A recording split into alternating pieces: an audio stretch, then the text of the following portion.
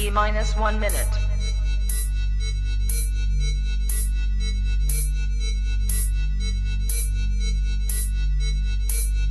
T minus 50 seconds.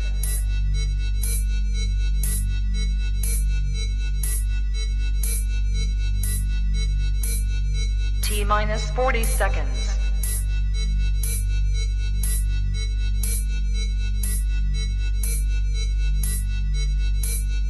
T minus 30 seconds.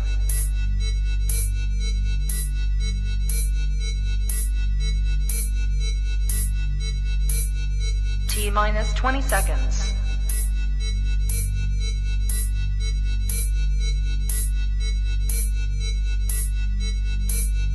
Ten, 9, 8, 7, 6, 5, 4, 3, 2, 1, 0.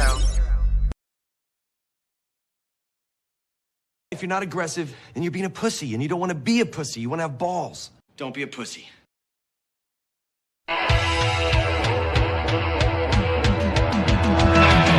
to be best, cause you're only a man, and a man's got to learn to take it.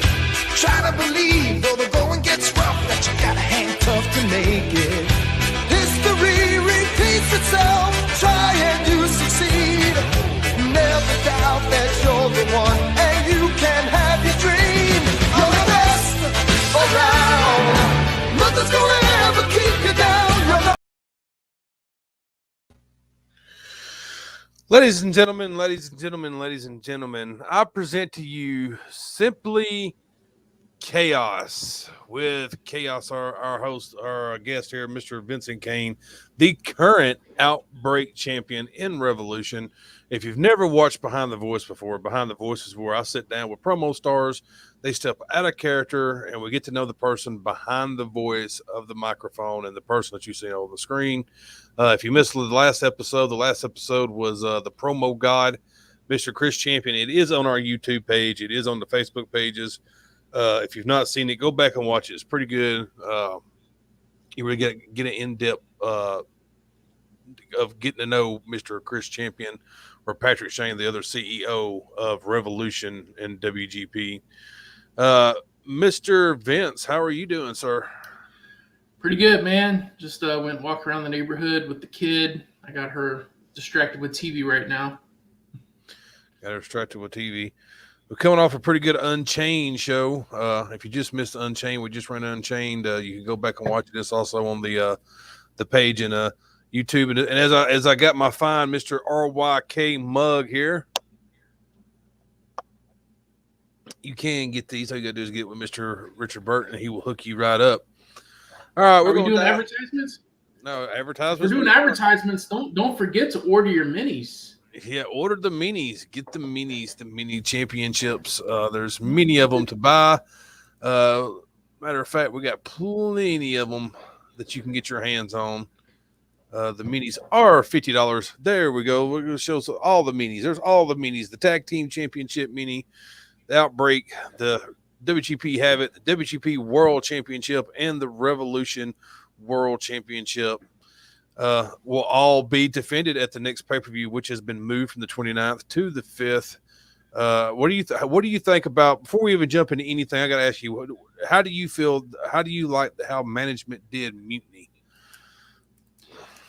It's interesting because it kind of spices things up instead of like the same, traditional matches over and over. It's like this whole pay-per-view is nothing but weird stipulation stuff that you're not going to normally see.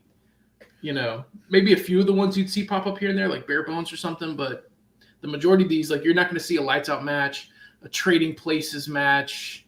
It's still a real to me damn it match. You're not going to see these throughout the rest of the year unless like someone special requests it. But this is a pay-per-view where the whole event is dedicated to let's shake things up.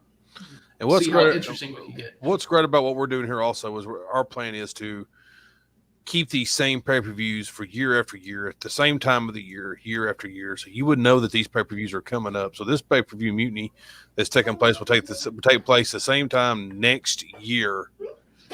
And we'll be doing it that way also. Also, don't forget, also, you don't just have minis. We also have big replica titles. You can order these titles. All you have to do is get with Mr. Patrick Shane. Prices do vary on which championship you order and what you want done to it. So you have to get with him for the prices. The minis are only $50. $50. The money does not go in mine or Patrick Shane's pocket. That money goes towards the brand. If you would like to donate, all you have to do, if you like what we're doing here, if you want to help us grow a little bit, you can get with any admin of the page, whether it be me or Mr. Patrick Shane, and donate. Don't make a damn if it's $5, if it's $10, whatever the case may be. That goes towards the brand, whether it be for advertisement or if it be for whatever, like some of those minis that we're selling or something. It might go for something like that, or as far as StreamYard or any of those kind of things. So let's go ahead and dive into it, Mr. Vince. Where are you originally from? Well, I know right now you live in Louisiana. Oh. Well, I was born in Torrance, California, but I've lived in Louisiana most of my life. I've lived in Louisiana since the age of 4. I moved back to California for like a couple of years and then came right back to Louisiana. And then I was in Louisiana all the way up to graduating high school and then went to the military. So I was gone in other places and countries and then came back. So I moved around a bit, but not like 90% of my life has been Louisiana. But I'm originally from California, hence me not having a deep southern swampy accent. We do got a bunch of Louisiana guys in the a lot. There's a bunch of them, and you can tell some of them are country. Like talk to Stunt, he's pretty country. Stunt. What age would you say that you finally started? Was it when you discovered wrestling? I mean, when I first got into wrestling, at least a little bit, would have been like kindergarten. I'd been like 5 years old. I remember having a little Hulk Hogan rubber doll thing that I brought to school and stuff like that. And then I saw him got beat up by some tall, dark, undead looking guy called Undertaker or something like that. And ever since then, I didn't care about Hulk Hogan. I want to see him get beat up by that. But I couldn't stay consistent with wrestling because we didn't always have the channels to watch them. We grew up pretty poor. I didn't always have cable and stuff like that. So I didn't really get deep into wrestling until I was probably about 13 years old. And it wasn't even when I had cable, it was ECW late nights on Fridays. And then about a year after that, when I was like 14, we got cable. And then I was able to like really dive into the height of the Monday Night Wars. And that's where like I really became a mega fan of wrestling. So I was team WCW, by the way. Team WCW. I was absolutely team WCW. Like, even though Undertaker's still my favorite wrestler of all time, at the time I saw it as like, I love Undertaker, but if you take everyone else, I like WCW more overall. So like, I would switch over the WWF for a little bit, and then I'd mostly stay on WCW. If Goldberg was wrestling, I switched. I could kind of get that because WCW did have like a better roster at the time than like WWF did. WWF had like 4 or 5 big power hitters. Mm-hmm. Or WCW had a bunch of great guys, because at the time when WCW first started popping, they had Chris Benoit, Eddie Guerrero, Rey Mysterio, Juventud Guerrero, La Parka, all these guys. And then they still had the other guys like Diamond Dallas Page, Hulk Hogan, Scott Hall, Kevin Nash, and it just went on and on and on. So there was something for everyone in WCW at that particular time. WWF had a handful of guys. They had Steve Austin, The Rock, and a few other little guys. And at the time, really, actually, when WCW first started popping off, The Rock was not exactly completely over yet. It took him a while. It took him a while. So, I mean, I could definitely see. I was a WCW guy too. I was the same way. I watched WWF, but a lot of times I would flip over. The good thing I remember about Nitro Raw was that it wasn't Nitro, it was Raw. Was that when it first started like that, you had, even though Raw was not live at the time, you had Nitro would run. So I would watch Nitro, but then after Walker, Texas Ranger went off USA, like after Raw and the Warzone had went off, because people forget that there was 2 shows. There was Raw and then there was Warzone that originally started on Monday night. So you had 2 shows that was on Monday. It was kind of split. It was the same damn thing, but you had Raw on one part of it and Warzone on the other parts, what they called it, But after Walker, Texas Ranger would go off, then they would replay WWF. So like Tuesdays, I was always zombied at school because I would stay up because, that shit didn't go off to 10. So then I Right. would be what WCW would go off to 10, and they always sometimes would go 10, 15 minutes over. And then I would be trying to watch WWF. So I would have all the information when I went to school. If I talked to WCW fans, I knew what was going on. And if I talked to WWF fans, I knew what was going on because I just wanted to talk wrestling. It really didn't make sense what it was, just wanted to talk wrestling. So. Yeah, back then it was how you described the two shows and their strengths and weaknesses. Basically, what it came down to is WWF had the main eventers. I mean, WCW had main eventers as well, but WWF had bigger main eventers, but WCW had better mid card. Right. And mid card is 80% of your show. Yep, I agree. So, it saves you a lot. They was the first one, and plus, like at that time, you didn't really know what the hell a cruiserweight was. I mean, a cruiserweight didn't really exist in WWE a whole lot. The closest you had to cruiserweights were guys like 1, 2, 3 Kid, and guys like that who had come through. But other than that, they really didn't take the smaller guys serious. Where the WCW did, and it gave us a lot of good matches because I loved the Chris Benoits at the time, and the Eddie Guerreros and Juventus, and those matches were just fucking fire. Dean Malenko's, those Dean Malenko versus Rey Mysterio matches were just awesome. They were nothing but counter moves and counter holds, and even though I don't like a lot of like holds, you know what I mean, per se, like where it's a lot of holding, they could make it interesting because it would be slow hold and then it would burst out into something, a bunch of flips, and then it would be slow hold and burst out into something. This shit was awesome. Yeah, back then, WWF, when they had smaller guys, usually how they used them was undercard jobbers, or they would be part of a tag team or part of a faction as like the quick one that would like jump in and do something. But they weren't putting them in like these like high profile one-on-one matches. So you talk about like 1, 2, 3 Kid, they put him in like teams and stuff like that. And then like when he came back as X-Pac, it was the same thing. He was the quick one in DX, but you don't really see him doing a whole lot of. Every now and then they put him in some one-on-one stuff, but that's how they treated all their smaller guys. Like they were, and they still do that a lot of times today. Like they have kind of expanded on like the 205 and stuff like that, but even then they still don't give them. Even today they didn't give them the same amount of attention as WCW did back then. They just don't. Yeah, they don't. Was you a magazine guy, or was you a go to the video store and rent pay-per-views on VHS tapes guy? Magazine. I never got any like renting the pay-per-view type thing. I never did that. But I remember like anytime I had a chance to get my hands on a magazine, I did. And then like friends of mine at school, people that would get done reading it, they'd pass it on because we all grew up pretty poor. I grew up in a very poor area. Not everyone could always buy the magazine. So like if I happen to have one, I finish reading them, I'll give it to my buddy. And then the next time he gets one, he reads and gives it to me. And one thing I remember about those magazines that I always loved reading was I can't remember which one it was, but they did like a monthly top 10 most loved wrestlers and top 10 most hated wrestlers across both WCW and WWF. And that's the first time I heard of a guy called Rocky Maivia or Maivia, however you pronounce that. I was like, who's this guy? What kind of weird name is that? Who later became one of the greatest wrestlers of all time. And the one thing I remember that was so interesting about those top 10 lists, this shows how polarizing and how good some people could be. Chris Jericho on one of those issues was the only person both in the top 10 most loved and top 10 most hated list in the same month.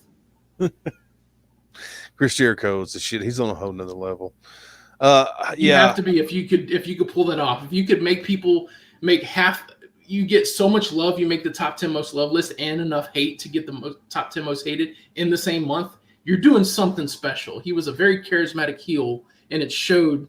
As soon as I saw him on both lists, I was like, because I was already knee deep in WCW at the time, and I was very fond of Chris Jericho. I was like, it makes sense. It makes sense. I tell I always say all the time now, our kids don't even know like what it was like because getting a 3-month-old magazine that happened 3 or 4 months ahead of time, before you've got to even read it, or to have to go rent a VHS tape from like a Blockbuster or something to watch a pay-per-view that happened 6 months prior. Mm-hmm. That's how I used to keep up with it. I mean, I was never like in key with what was going on exactly at the time. It was always 6 months behind. Because that's when the tapes would release. There was always 6 months behind. So, and I remember I would just like go to the video stores and they'd have like those nights where it was You know, like where you rent one video, and then if they were old videos, they were already cheaper. Like if they were already been out for a while. So like, you know, this would be like 95 or 94, and the 89 Rumble and the 91 90 Rumble and the 91 Rumble is all, you know, like 50 cents a piece to rent the damn things. So you'd go over like $5 and rent all of them, you know, and just like binge watch, you know, all these VHS classics, man. Like it was a definitely totally different time. It was definitely meant more when you actually got to watch the shit, because I was the same way. We didn't have cable till I was 13, 14 years old. You know, like I didn't get to watch a whole lot of stuff. There would be times when like my cousins would tape stuff. I would have to borrow their VHS tapes just to be able to see it, you know. So, but yeah, I was luckily enough, I had a stepfather at the particular time who was a huge wrestling fan, and we had cable right as the Monday Night Wars were starting and kicking off. And so like, and we would never missed a pay-per-view. It didn't make a them if it was WCW or if it was WWF. We ordered almost every one of them almost every month. I mean, and you know, they were $50 then. This is in the 90s. So that's it was a lot. Like he paid out the ass for us to watch a lot of these pay-per-views. That's like 100 today. Yeah. Oh, easily. You know, like that's my only issue with AEW right now is that it kills me that I don't want to pay $50 for a pay-per-view. Like WWE did spoil me with the whole $9.99 shit. You know, like, because if it sucks, who cares? I only paid $9.99. Yeah, but if it's great, hey, that's great. I only paid $9.99. You know, right? We're gonna go ahead and take a quick break, and when we come back, we'll go ahead and start diving into what got you into promos and all that kind of stuff, and where you are to where you are now, and all that kind of thing. We're gonna take a quick break, and we'll be right back.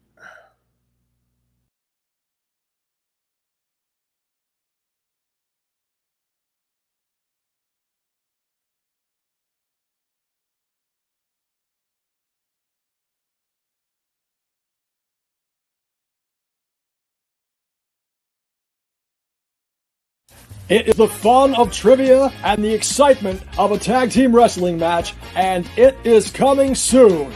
From the open, today's lockup category is WWE Champions. To the comeback, Hot Tag! Hot Tag, a 400-point swing hangs in the balance, with questions so easy you'll think that everybody can answer them. Making the tag to his partner for double points. And questions so hard, you'll think that nobody can answer them. Putting the heat on the other team, the question goes to you. Join RYK as we present you Hot Tag Wrestling Trivia Challenge. Hot Tag Wrestling Trivia Challenge is now casting teams of 3 to play in the game. Join up over at Revolution and Wrestling Geeks and Pariahs for eligibility and information.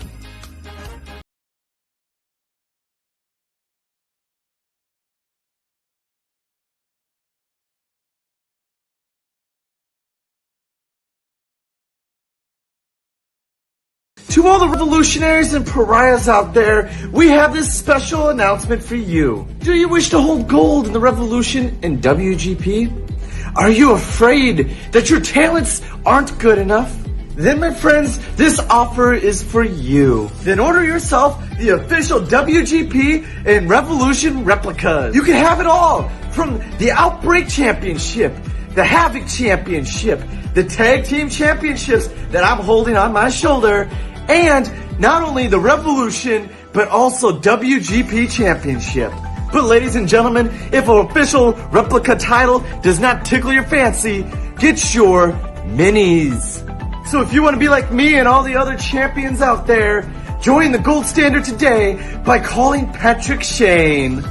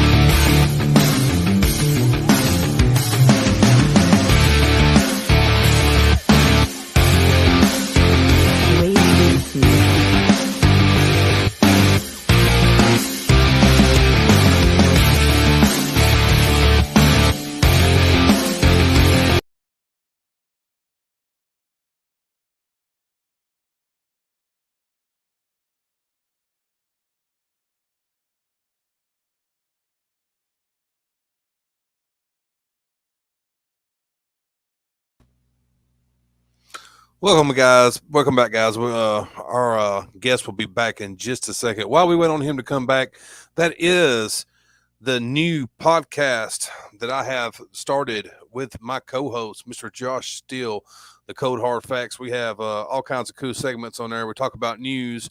We're going to have cool segments called Book 'em, where we basically book them or what would have happened. We ain't decided yet what we're going to name it yet. What would have happened, on other segments as far as like stuff as maybe what would have happened if Sting was the third man or things like that. But as of right now, we're going to book the WWE roster all the way from top to bottom, from A to Z. Those will be spread out through multiple shows. We'll go ahead and book the roster, and we're going to go. Me and Josh Steele is going to book some, and then we're going to put together a super card at the end of all that. Make sure you join us. We're going to be on most Thursdays. It won't be on every Thursday, but most Thursdays it'll be on probably around 7 o'clock at night, 6 o'clock at night. Make sure you join up, and you can play along with us also. And you can even come on there and kind of tell us how you would book it and how you would do everything. Mr. Vincent Kane is back. Of course, he does have children, so he had to go attend to a child real quick. Yeah. He is back. I wanted to mention something earlier, talking about how you kept up with the pay-per-views by going back and watching them. I tell you, I don't know if y'all had this where you live, but in my local area, we had a guy that hosted like a talk show or something like that, who was actually dating my friend's sister, older sister. She was like 20-something. And he would do wrestling stuff. And what he did, he had a number that you could call in. And like after the pay-per-view, like late that night or early the next morning, you could call this number and go through the directory, and he'll actually give you, it's just a recording.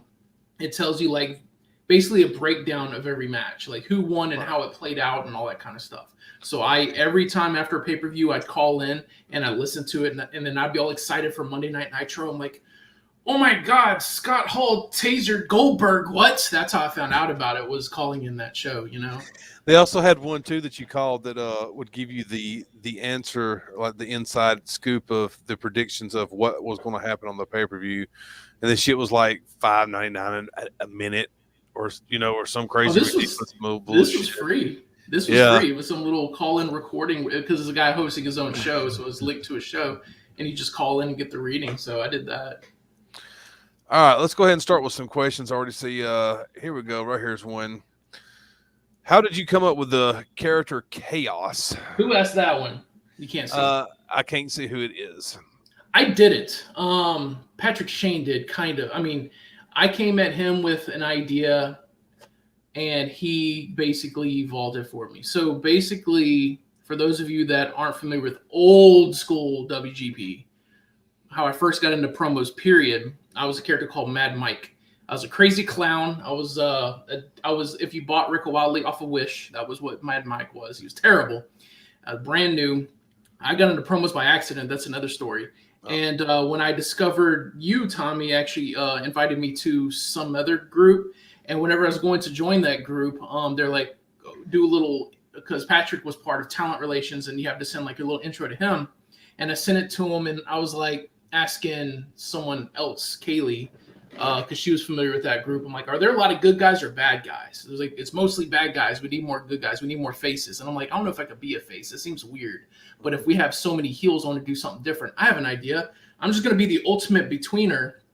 I'm not good, not bad. All I want to do is spread chaos. I want to go in, and that's my whole gimmick, is I'm Mad Mike, the agent of chaos, and I just want to spread chaos on both sides and stir up trouble on both sides because, I'm all about chaotic things. And when I recorded that very terrible intro video and sent it to Patrick, and he was like, well, you can't be Mad Mike because we have a Mad Dog and a Mike Murder. So if you're Mad Mike, it's kind of a hodgepodge of two existing characters. It'd be weird. So you need a new name.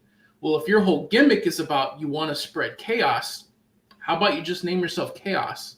And you know what? Spell it different. Spell it Kaos. I was like, okay. And that's how Chaos was born. Very good. And that was actually Missy Tucker who asked that. Gotcha. The future Mrs. Coburn. Future Mrs. Coburn. The future Mrs. Tommy D. She's already got the D. That's why she's pregnant. So. I wouldn't go there. All right. Let's see. Let's take another question over here. Let's see. Let's see here. All right. Here's one. Mr. Villain wants to know Vince's favorite title of all time. Well, it's going to be, it kind of depends on how you want me to answer it. Best favorite title as far as how they look, or favorite title because of like what it represents and what it means in the history of it.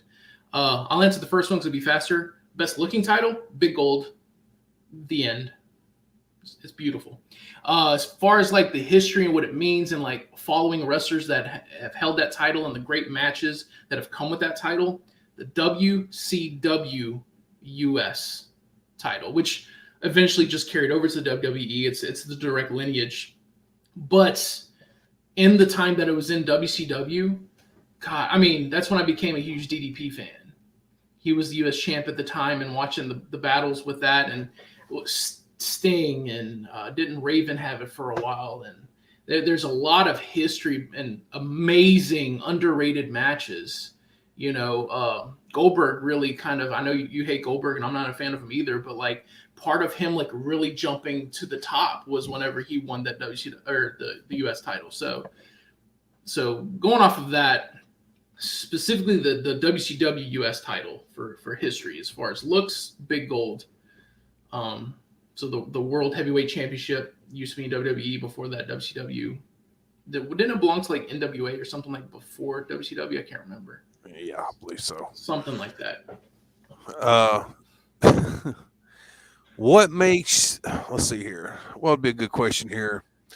When you got into promos, what hooked you and pulled you in and made you want to continue to do it? Because there's a lot of people that try it out and they try it out for just a second and they don't like it and they end up quitting or they end up leaving and they just end up saying it ain't for me. I mean, well, like, what's the bug for you? What's the high part for you that gets you the high of doing promos? That's a tough one. I can tell you what stopped me from almost quitting early on was earning a title shot with my first legitimate win. My first official win was a no-show in WGP. That's not like a legit win in my eyes. My first real win was against the same person who was my first loss, my first match ever. It's the one I earned a title shot in some other group, and that's what made me go, okay, I think I could see myself going somewhere with this. That's what hooked me early on. What makes me continue it today? I don't know. I'm just used to it, I guess. Sometimes it's hard, to be honest, man. It takes a lot of time. It's like one of those things like, you're like, yes, I could do without it, but at the same time, it's like if I went without it, what the hell would I do? Like it's become just like a normal day of life or something to be involved in the promo world in some kind of way. And in my eyes, anyway, that's just like kind of how I look at it. I became a promo artist by accident. I don't know if you know that. A promo artist by accident? Yeah, I think a lot of people did. It was just one of those things that just kind of happened. You don't even know. It's not really something I don't think anyone really sets out to do is to be a promo artist. I don't think, but it just, I don't know. I tell you what, we'll up the ante on the like, is it the titles that you like? Or is it the feedback that you get, or is it to me, it's the feedback. Like, I'll be honest with you. To me, it's all about the feedback. Like, to me, it's the feedback. It's whether it's negative or it's positive. Honestly, I like all of it. Like, it don't bother me either way. So, like, to me, I like all the feedback off of it. It's not even about winning championships anymore.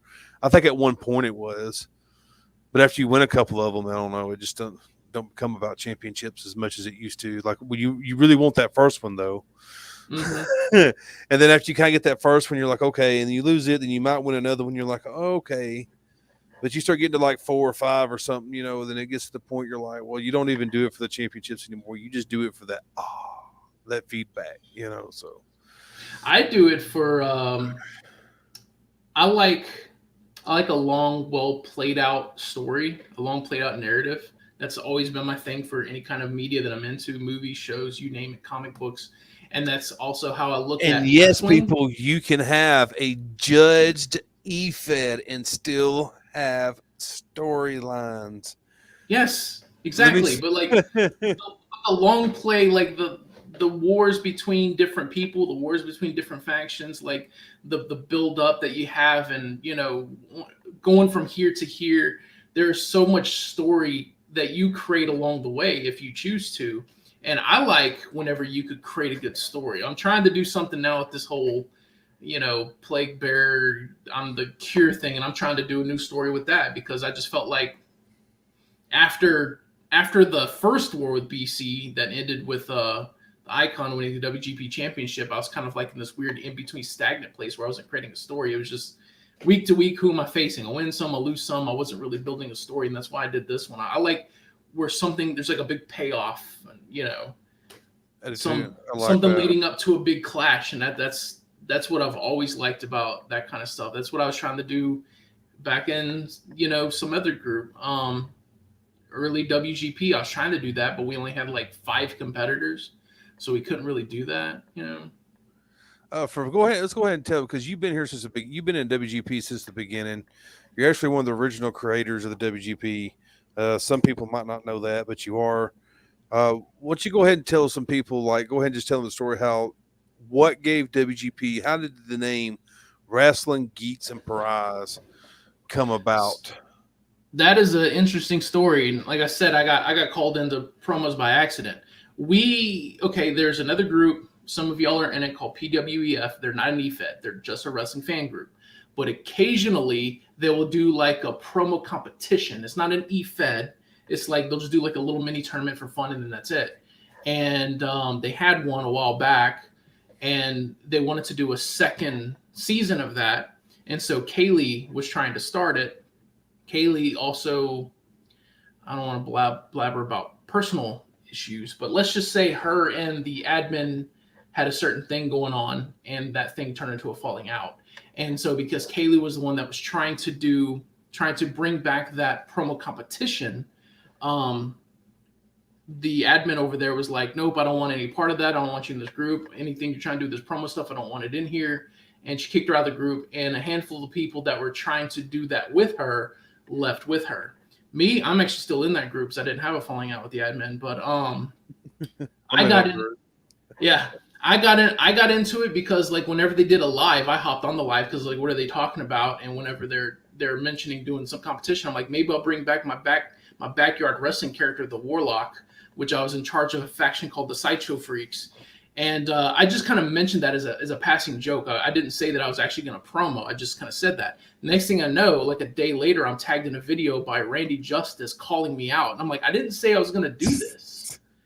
And then when I found out that they got kicked out, Kaylee was like, hey, were you still interested in doing this promo thing? And I'm like, I didn't say I want to be interested in the first place. I just got called out by this guy. But I guess if I say no, I'm going to look like a bitch. So I have to. And so she goes, well, I have to create a new group because we got kicked out. We're the outcast from that group.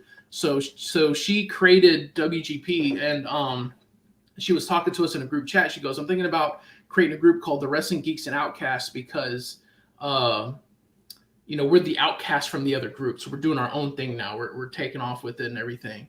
And it just kind of popped in my head. I was like, well, instead of outcasts, let's call it pariahs because it means the same thing, but it sounds cool. That's literally how I came up with that.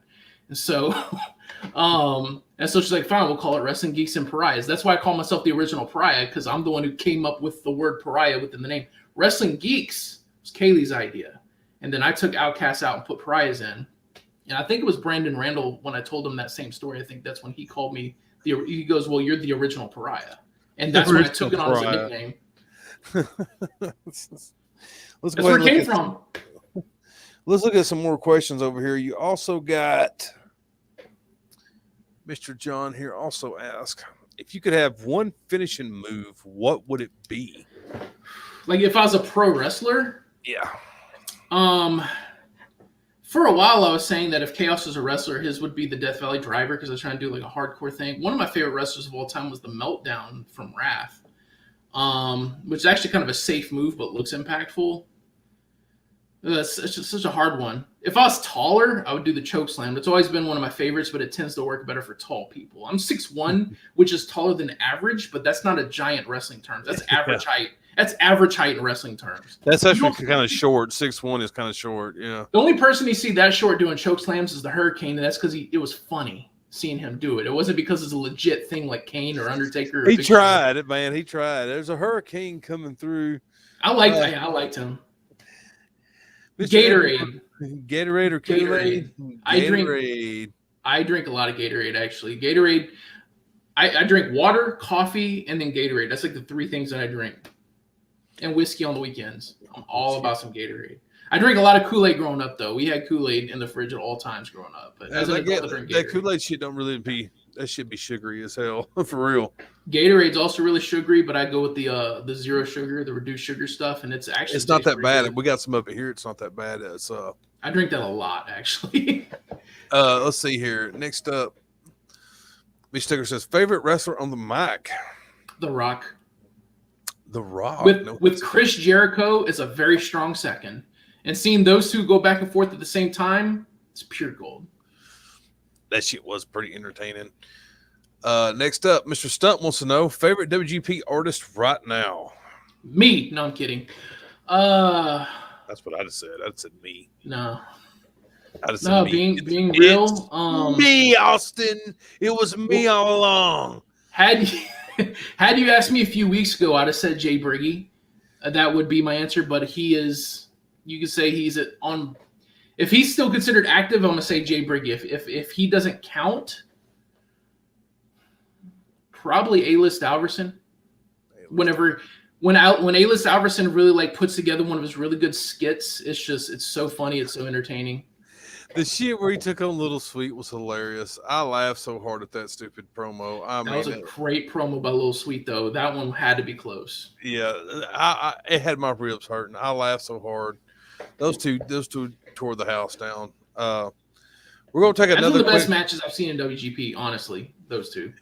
We're going to take another quick commercial break, and when we come back, we're going to wrap up the show. We're going to talk about Chaos stepping into the new age of WGP and Revolution from the time the Hooded Warriors come and took it over to about where he is now, and get his thoughts on that. If you got any questions, make sure, as you said, post them over here in the comments. We'll make sure we get them to Mr. Vince here and get them answered. We'll be right back.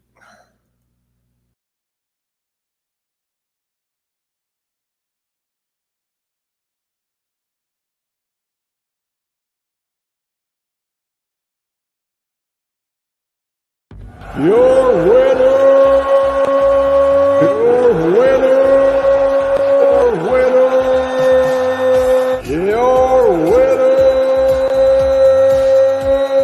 It's every promo fan's favorite saying, and now you too can start your day as a winner with the official RYK coffee mug.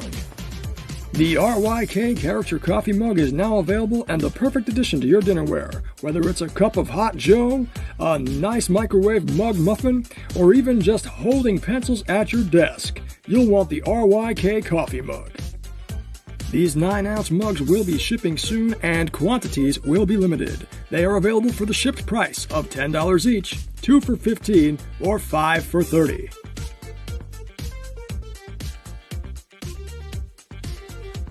Your winner, you.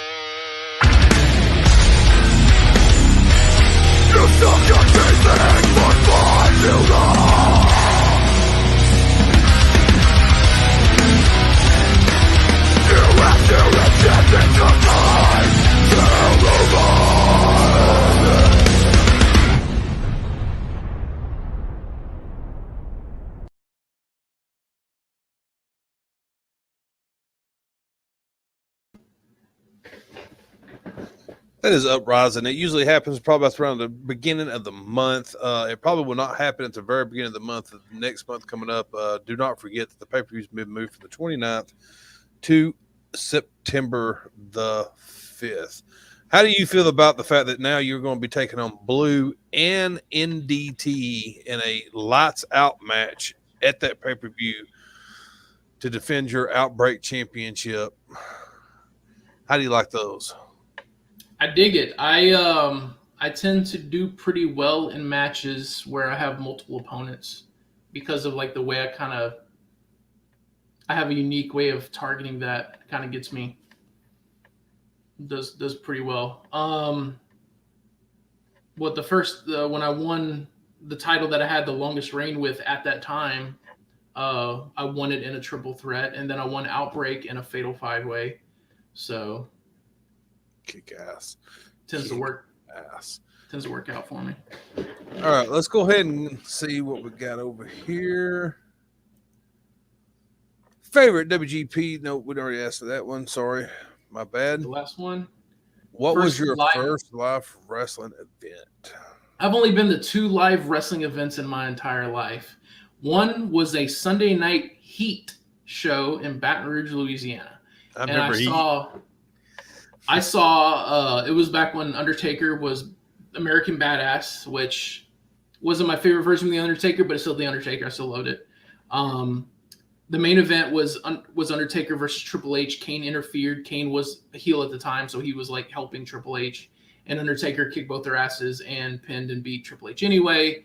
There was a table match between TNA, Test and Albert, if y'all remember that tag team, against the Dudleys. And actually, I had an old Polaroid disposable camera, and so you can't see how good your shots are until you develop it at the store. And I wish I still had those pictures because I'd snap as a finish would happen, hoping that it looks good when it comes out.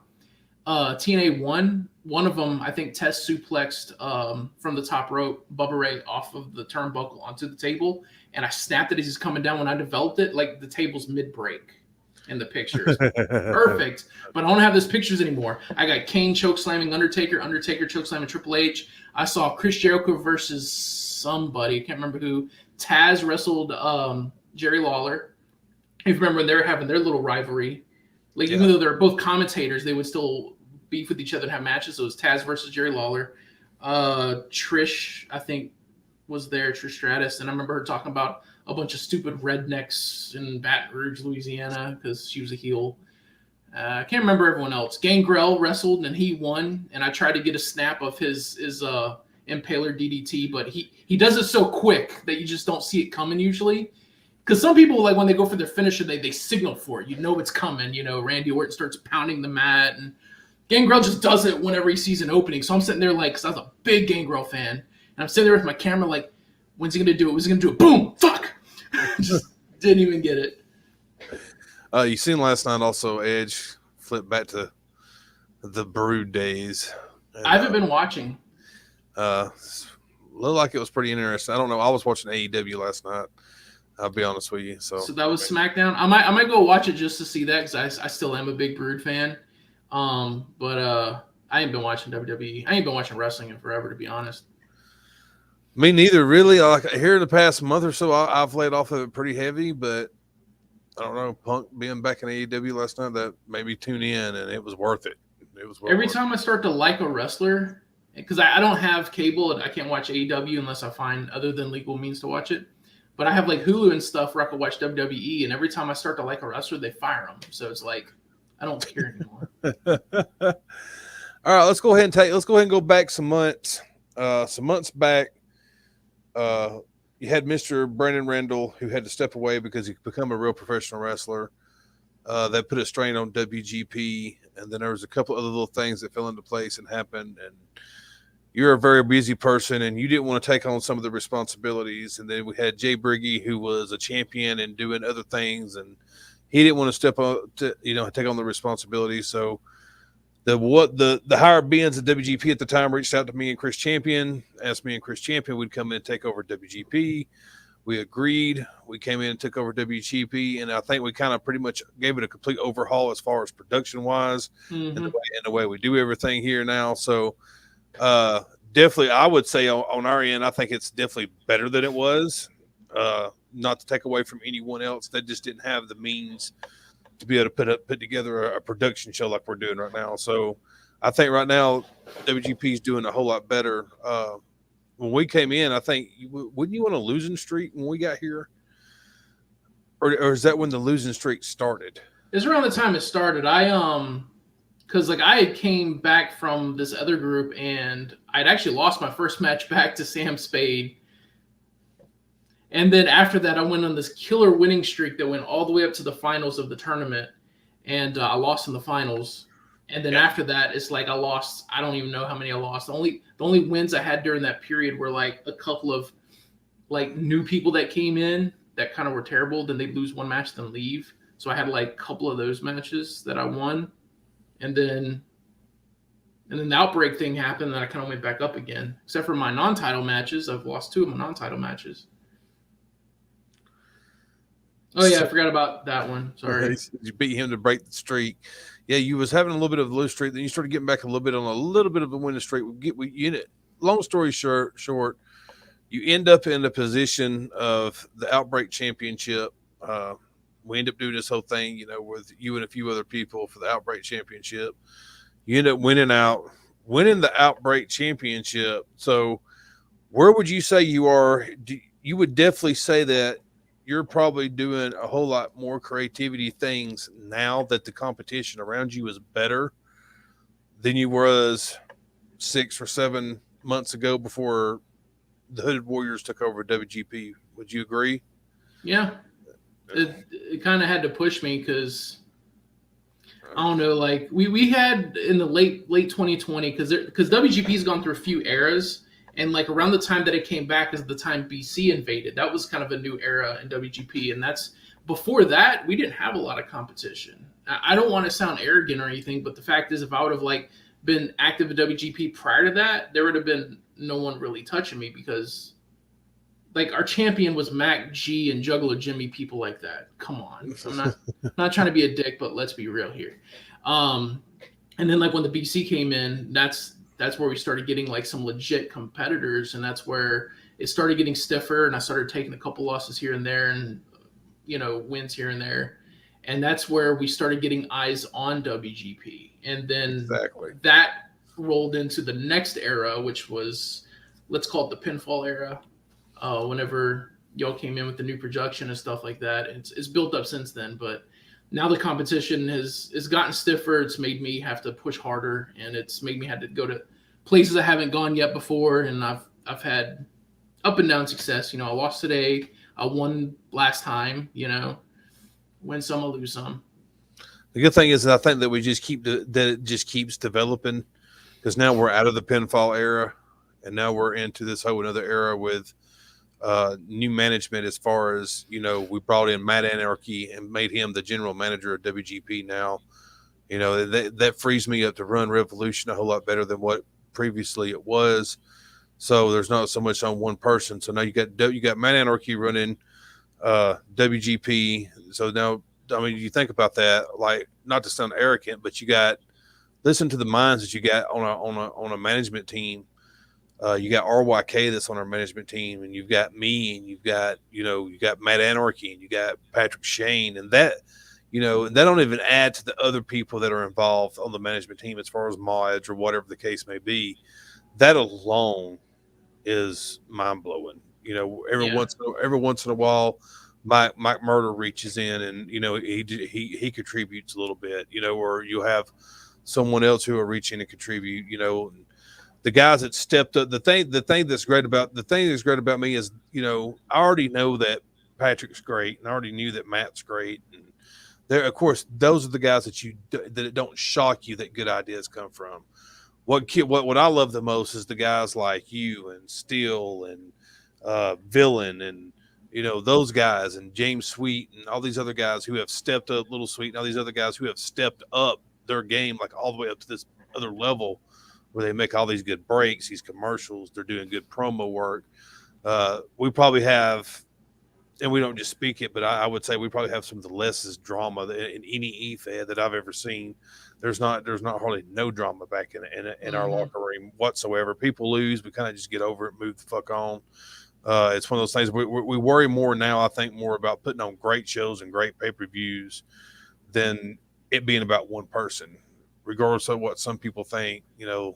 If it's about one person or not, it's not. It's clear that our shows is not about one person. There's no way that our shows is about one person.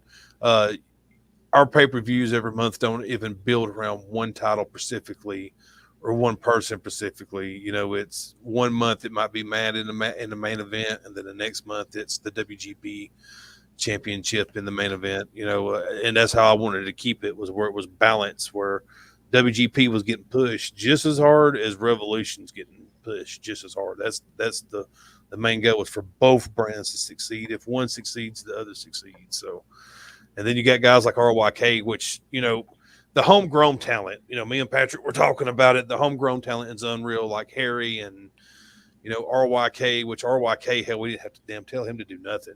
He was like, he just kind of showed up and knew what the fuck to do from day one. He was like, we had to give him no kind of advice whatsoever. RYK just showed up and was cutting promos and doing good, cool shit and funny stuff. So she's dying to say hey to my friends. What's up? Oh, she can't hear you. I'm wearing headphones.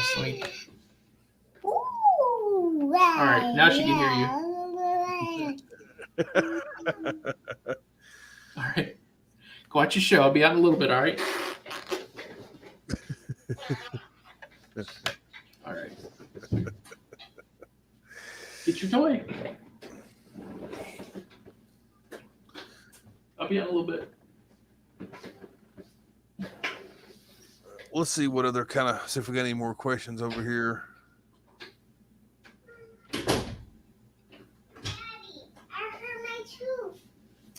You'll be all right, honey. I'll be out in a little bit, all right? Just be careful. Sorry. What match other than mine are I looking forward to the most? Let's see. Let me run down the matches in my head. You got Harry versus Steel. You got I got it right here. Big Sweet versus Anarchy. You got Bad Superman versus Boss. You got the Americagens versus Paradox. That one's gonna be interesting. You got Meat versus Seven. You got Tad versus Promo Queen.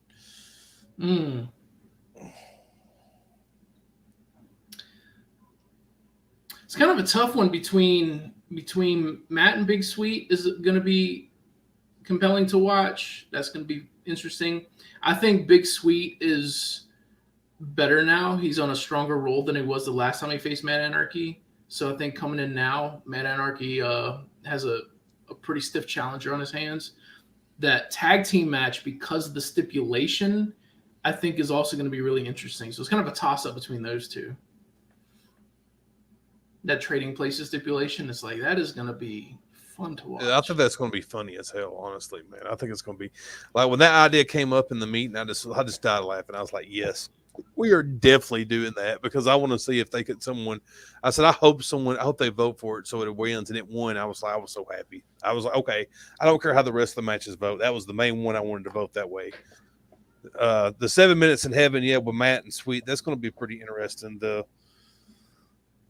3-2-1 match is going to be pretty interesting too. I mean, all the matches. I mean, this card is stacked, man, and there might be a couple of maybe another match or two maybe added along the way as we got more debuts today. We had like the bear that showed up. We have what was his name? Hollywood.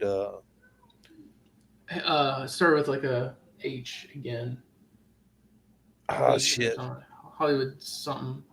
Yeah. Remember, start with an H. Yeah, it's been a long day. I can't remember his name, but we had a couple of more debuts today, so the card might get more interesting by the pay-per-view. So it's going to be pretty cool. Do you want to see a sneak preview of what my title match is going to be like against Blue and NDT? Lights out. It's gonna look like this right here. That's what it's going to look like. It's all going to be done by your words for sure. There's no visual effect at all in this match. It's whatever y'all were talking, it better be interesting, or you'll probably end up losing. Yeah, I was talking to Steele. He was like, "So yeah, you got to do a lights out match. What do you think about that?" I'm like, "I always promote the lights out. The only thing now is I just don't have to light the candles." Right. Hold on, don't do that. Well, see, now you're the Outbreak champion. Would you say that that's what? I got a question. What is probably your favorite title that you've ever held? You've held a few. You've not held a whole bunch, but you've held a few. I've held 4. Outbreak is the 4th one, and I got to say, I like the look of the Outbreak the most for sure. So if you're talking about the title itself and what it means, I'm gonna say Outbreak. But if you talk about like what title run was the most fun, it would be a mature title that I had over in another group. That period of time and like the opponents, the matches that I had, and even the matches in between, like that entire run, I think was more fun. The run itself, it had nothing to do with the title. It had to do with, who I was competing against and stuff like that. That whole stretch, it was like Those people are here now. I don't know. I'm just saying. But it was like 100 and something days. I think it was 100 and something days. I think I counted 13 matches straight, no losses, and it was a really fun time. That's kind of where, like, because I was kind of a low mid card guy, and that's where I kind of like shot up after that. So I think that run was better, but the title itself, I like the Outbreak title better. Say hi to. If you could book yourself into a dream match, what would it be? A dream match. Let me think. Can't see you. I know what would be a dream match, and I really thought about it because he's not as active anymore. Hey, let me do my thing. I would like to do. I've already had a match with them in a tag team match and didn't go my way. But I'd like a 1-on-1 against Mike Murder, and we would both go full blown 100% horror movie on y'all. Because horror is my thing. I have a lot of horror elements in the Chaos character, and Mike Murder is practically a horror villain in promo character form. Okay. But yeah, I like to see like a straight up horror match between me and Mike Murder. I think that would be. I'd spend a lot of time building and preparing that one. That would be fun. What would you say so far in our time? I guess you could say, like in the past 8 months or so, what has been your favorite match that you've witnessed, whether it be WGP or Revolution? You're not talking about just my own matches, but any matches? Any match.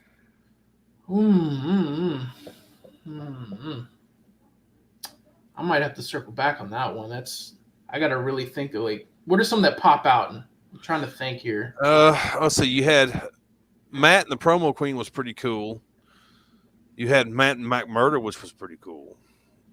But you also had trying to think here. Still and Sweet was pretty cool. There's been a lot of good ones. I mean, there's been a lot of good matches. Briggy had a bunch of good ones. I really liked Briggy versus A-List Alverson. Even though A-List Alverson, I think it didn't throw enough words, but like the production that he had behind it and stuff like that was really entertaining to watch. And then Briggy's promo against him was spectacular. So that one was one that really sticks out. Of course, and I'm not trying to be biased here, but the 5-way for the Outbreak title was really cool to watch, Grimes versus Briggy a while back. They had a 1-on-1 match that was really solid. I remember that one. I think the Revolution tournament for the Revolution title was very interesting. Other than the crybaby bitches that were involved who ended up crying because they lost. You take that element out of it. You take that element out of it. It was pretty cool. Pretty big brackets. All led down to very, very good matches. So yeah, apparently I wasn't supposed to win that match in round 1, huh? That's not Chaos. That's Constantine. But whatever. I wasn't supposed to win that one. No, there's been a bunch of matches I'm not supposed to win. It's funny how that plays out sometimes. We're gonna go ahead and wrap it up now. We've been going good for about an hour. Thank everyone for tuning in. This has been episode 2, Simply Chaos. Let me go ahead and talk a little bit more also before we go about our next coming up guest. I know I got Mr. Josh Steele coming on. Mr. Briggy is a maybe. He is not in concrete. But I also was reached out to today in a comment when I made the post today for Mr. Vince here by Mr. Bad Superman. So we're going to squeeze in Mr. Bad Superman of one of these behind the voices. It'll be very interesting because I've never sat down with him and had a lengthy discussion with him. So it's going to be very, very cool to find out where he came from and what kind of wrestling he's into and stuff like that. What did you think about CM Punk coming back last night? Asking me? Yeah. I didn't watch it. I don't have cable. I can't watch AEW.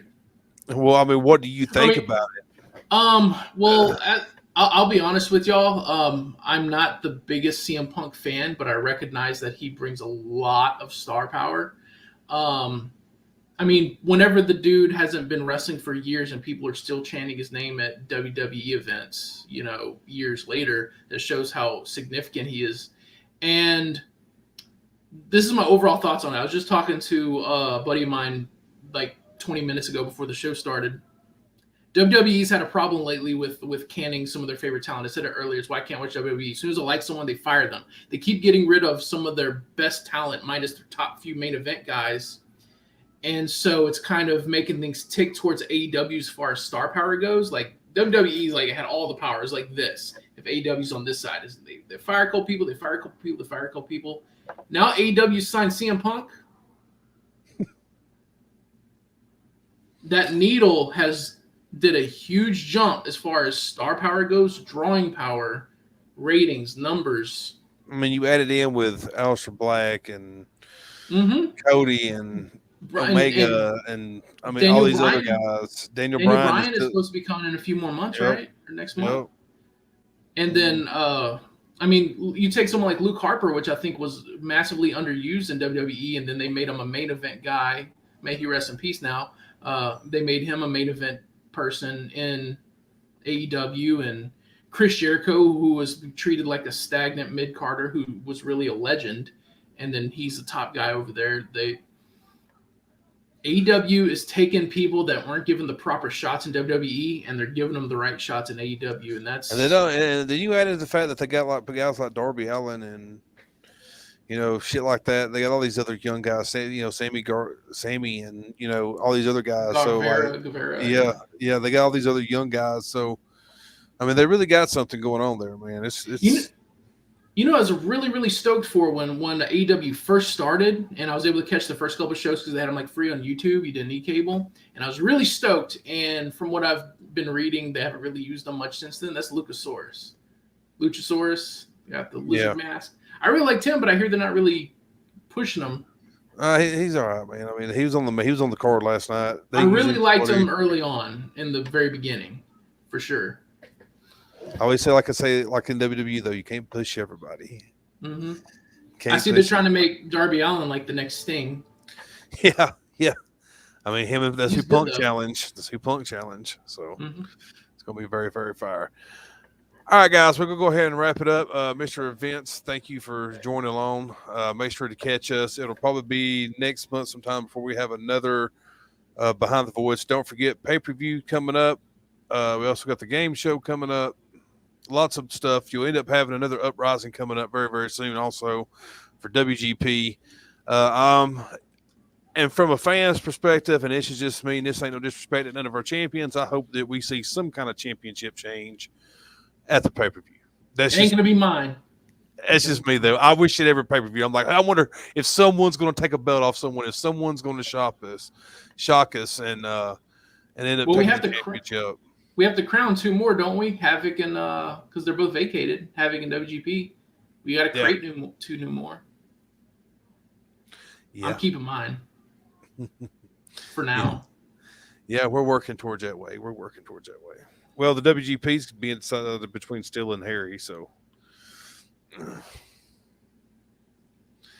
it's going to be interesting. I can't wait to see who's going to be the next WGP champion. So it's going to be interesting. All right, guys, make sure to follow us on TikTok. Make sure to catch us on YouTube, as it says down there on the ticker. It goes by. It tells you where you can follow us all. Make sure to get with us on Facebook. And if you want a promo, hold real championships like the real stars do. All you got to do is get with me or Mr. Patrick Shane, one of the admins on Facebook, and we will get you going. And we'll get you started with one of our mods and get you set up, get you a character going, and you can hold real championships like Mr. Vincent Kane. Let me go grab it right here. Look here. Check this out. If you've never watched this before, as I see, we got someone down here. Looks like probably from Twitch who's never watched this before. As you can see, if you want to be a promo star in the promo world, we run real bi-weekly 2 brand shows like a Raw and a SmackDown with monthly pay-per-views where you can hold real championship titles just like what Mr. Vincent Kane is holding in his hand. That is the Revolution Outbreak Championship, custom-made championship title. 100% free to join. The only time you spend money is if you lose a championship and you have to mail it to who you lost it to. Or if you decide to buy props like I did, like beating up Harry's mask today.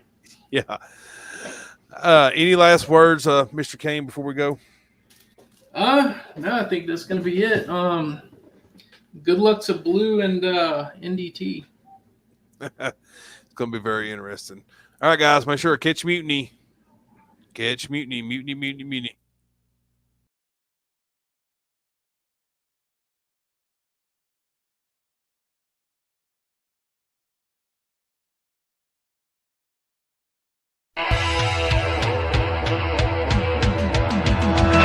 Try to be best, cause you're only a man, and a man's got to learn to take it.